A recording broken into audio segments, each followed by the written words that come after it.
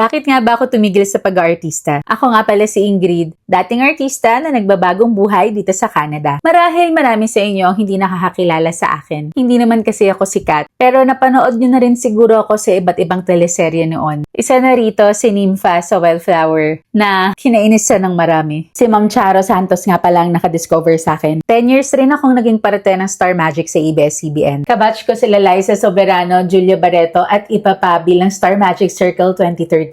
Ngayon, nasa Canada na ako at naghahabol ng residency. Naisip ko kasi hindi habang buhay bata ako, kaya kailangan ko ng fallback. Bukod pa doon, hindi ako na-annul sa Pinas. Sinugal ko ang lahat ng meron ako para lang makapunta dito kasama ang partner ko. Nagsimula ulit kami sa wala. Iniwan ko yung komportabling buhay ko. Pag nagpapadala nga pala ako sa Pinas, World Remit ang gamit ko dahil ito ang pinaka-reliable at okay ang palitan. Pag ginamit nyo nga pala yung code ko na Ingrid, makakakuha kayo ng $20 discount sa unang padala nyo kung nasa Canada o US kayo. Minsan na mamiss ko pa rin ang pag-arte. Sakto nga, naging content creator ako kaya nakaka-acting pa rin ako sa ibang videos ko habang tinutupad namin ang pangarap naming Canada.